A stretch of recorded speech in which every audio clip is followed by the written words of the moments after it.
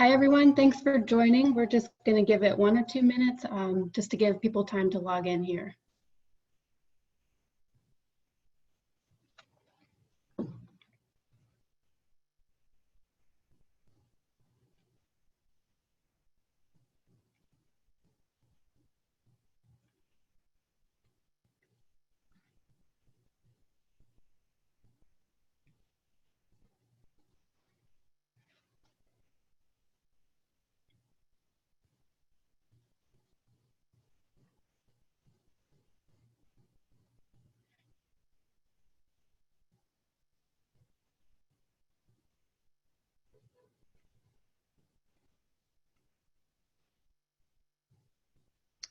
Okay, so I think I'll go ahead and get started.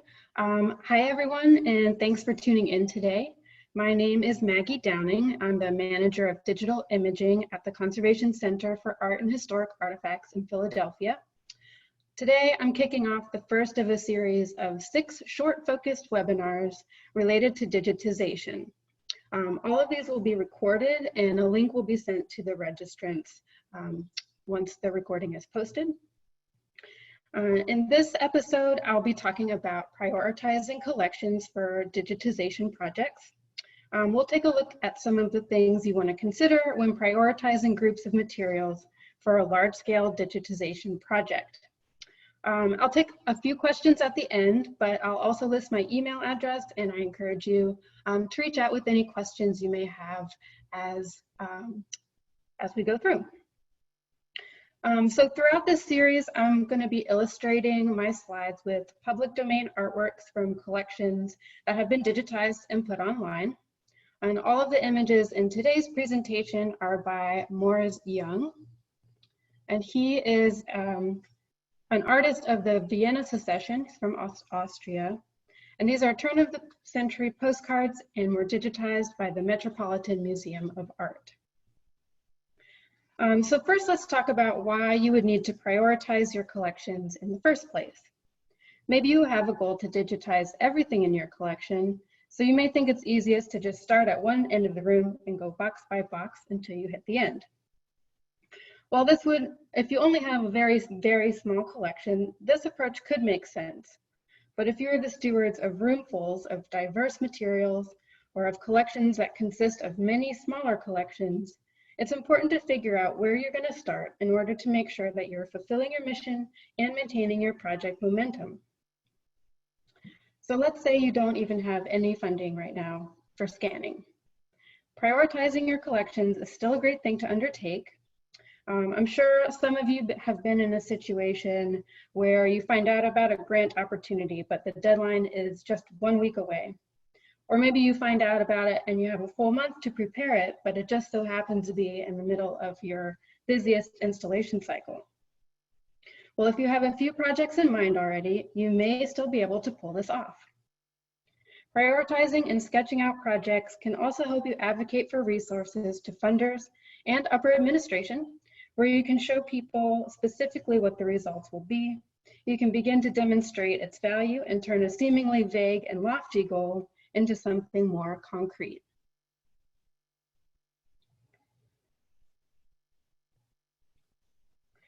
These next steps are aimed to help you think about different criteria that are important to your institutional mission and digitization goals. This will ultimately help you rank various collections depending on their value to your institution and stakeholders, limiting factors such as copyright or intellectual control, and the physical condition of the materials. So the first thing I recommend is to take a big picture look at what you have. So take a broad view of your collections and consider what your digitization goals are. What do you want to digitize? I recommend looking to your mission statement for guidance on this, and think about whether you have certain collection treasures that you may want to focus on, or do you want to digitize materials on a certain topic, such as race relations or women's history? Think about how much of your collections do you want to digitize? Do you really eventually want to digitize all of your collections? This isn't practical for many institutions, but it can be for some. And where will you put the material? Do you want to make the images available to the general public on your website? Or do you want to add them to an aggregator site like the Digital Public Library of America, or DPLA?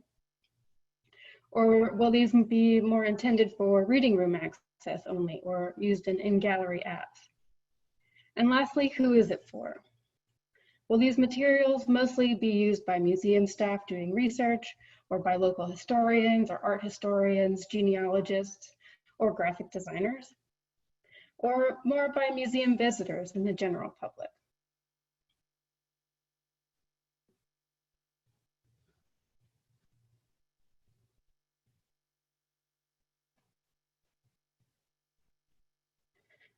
During this big picture evaluation, it can also be helpful to take a look at what, if any, collections have already been digitized. Think about why these materials were selected, who uses them and how these collections were digitized and whether they were done well, and who funded it. And then also consider where these digitized collections are currently stored. You want to keep all of these things in mind as you move forward in your planning. Previous digitization projects can serve as a model for future projects, or you can learn how you definitely do not want to do a project. Topics like scanning specifications and file storage will be discussed in more in-depth in future videos in this series, but these are questions to just help guide your thinking. Now that you have a general idea of what your digitization goals are, you can invite input from other stakeholders, including non-collection staff and upper administration. Not only will they provide valuable insight, they may also feel more invested in the project if they have some input at the beginning. If you're a museum, consider inviting visitor services or gallery guides who regularly interact with the public.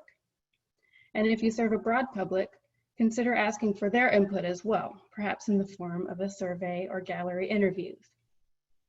If you're a research institution, think about inviting scholars. Depending on the size and scope of your collection, you may also benefit from an in-depth scholarly assessment of certain areas of your collection to help set priorities. Importantly, for any of these initiatives, whether being done by survey, in person, or the ever-popular Zoom, have an agenda or a plan and stay on track. Some things you want to find out from your stakeholders include what collections or materials are considered the most valuable to the institution, what materials are most popular with visitors or users, what materials hold the highest scholarly value, and what materials may have the highest monetary value. You also want to think about grant or fundraising appeal and whether there are specific collections that donors or funders are particularly interested in. Visual appeal may also be important. Consider what would make a splash on the website or look nice as prints in the gift shop. From these evaluations, you will hopefully have some good ideas of what materials are perceived as the most valuable to the institution, and this can help shape your continuing prioritization. In the next steps, you'll look at the collections more in depth to further prioritize. Now we want to ask some more questions about the collections to determine any limiting factors to digitization. And these can be answered just among collection staff. And here you're looking for information that would prevent or make it difficult for you to digitize certain materials. So first, think about which parts of the collection have been accessioned, processed, and inventoried, because it can be difficult to create a plan to digitize unprocessed materials. Do any of your collections have copyright issues that would prevent you from publishing them online? Do any collections or materials contain personally identifying information, medical information, or culturally sensitive information? And how unique are your materials? If you have published materials like newspapers, do they already exist in digital format elsewhere? And last, how uniform are your collections? Do you have some groups of materials that are mostly one type of material, like a photo file or a certain set of documents? It can be helpful when you're starting out a digitization project to start with a more uniform collection that's a good size and in good condition as one of your first projects. There's a lot to learn in setting up a digitization project, and it's better to work out some of the kinks with materials that won't suffer from scanning twice. Uniform collections are also generally quicker to scan than more diverse collections, and completing a larger group of items at the start can build confidence, show proof of concept to your upper administration, and get continued buy-in, enthusiasm, and engagement in your ongoing project.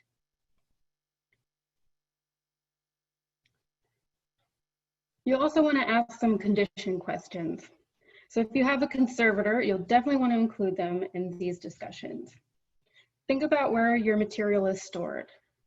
Is there some that is difficult to access or stored off-site? Do any materials require special handling, such as book cradles or weights? Do any materials require some intervention from a conservator or archivist, such as removing fasteners or removing items from encapsulation? Do any collections definitely require conservation treatment before they're safe to handle for digitization? And are any collections actively deteriorating, such as film negatives, brittle newspapers, and things of that nature? As you prioritize, the condition of materials can be considered in two different ways. Materials that are in poor condition but stable can be saved for later and be a lower priority. But materials that are actively deteriorating should be a higher priority. So from the discussions you've had with other departmental staff, you probably have a huge list of things that folks would love to see digitized for various reasons. Next, you'll be ready to start making decisions about what can be digitized and then in what order. You can visualize this with a series of prioritization tables or flowcharts. And here I've drawn up a very, very basic table. So using your findings, determine which criteria would eliminate a collection or group of materials from being digitized. So for example, if you have a collection of materials that are published elsewhere, you might not want to spend the time or the resources for digitizing them. Or if a certain collection has a lot of copyrighted materials that you know you won't be able to publish online, that might also be a lower priority. And if you have a collection of unprocessed materials, you may want to wait to digitize those until you have better intellectual control over the materials.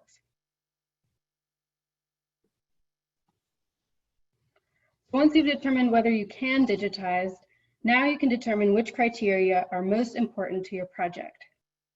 Here's where you can synthesize what you learned in your meetings with other stakeholders. Not everything we discussed here will greatly affect your decision-making process, but some will stand out, and you may also come up with other criteria that are important to your collection.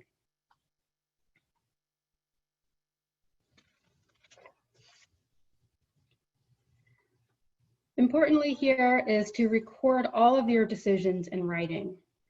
You want to record your findings from each of the discovery sessions, and also record the prioritization criteria that you determined were most important to your project. This can then be incorporated into your museum or institution selection policy, a collection development policy, or you could create a new policy for this. And it's important to continue this as you update and work on your project. So I've included some examples of selection policies and collection development policies here that directly relate to selection of collection items for digitization. And these links, I believe, will be put in the chat in just a moment.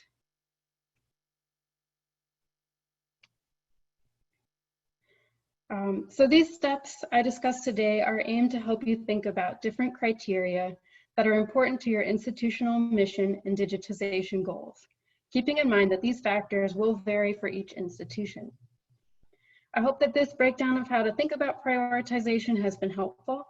I encourage everyone to start thinking about prioritizing their collections for digitization, even if you don't have funding on the horizon yet for such a project. So join me next week for a discussion of file storage considerations. And this series will continue every week on Tuesday at 2 through the end of July. We'll also be discussing file specifications, metadata, in-house versus outsourcing your project, and quality control. And lastly, we'll wrap up with some equipment selection. Descriptions for each of these can be found right here on our website at ccaha.org/events. And I do have just a couple of moments for questions, and I encourage everyone to send me an email if there's anything that you would like further clarification on. And that will wrap us up for today. So I have one message here in the prioritize further slide. What did the numbers mean? Importance, amount? Sorry, that's a great question. Those were rankings of importance that I came up with on my FATE collection. So I'll go back to that slide. So yes, so scholarly value, these would be ranked by your scholars as the most important on like a scale of 1 to 5. And then grant appeal and collection uniformity.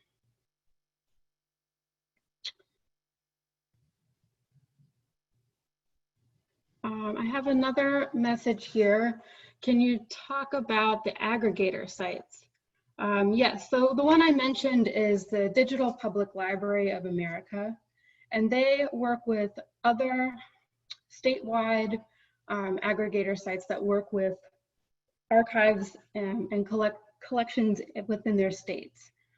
So you can submit to your state's organization, like, so if in New York, I know it's newyorkheritage.org, and you can have your materials available there for researchers, and then they will also contribute to the Digital Public Library of America.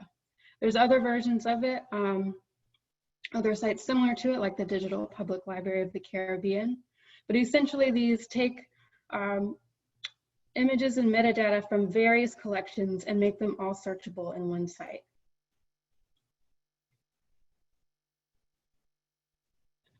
I do have another question. Can you recommend a resource for how to better understand copyright status? I can, and I think what I'm going to do is put together a list of resources that kind of as a companion piece to this webinar series to kind of give you some more further reading.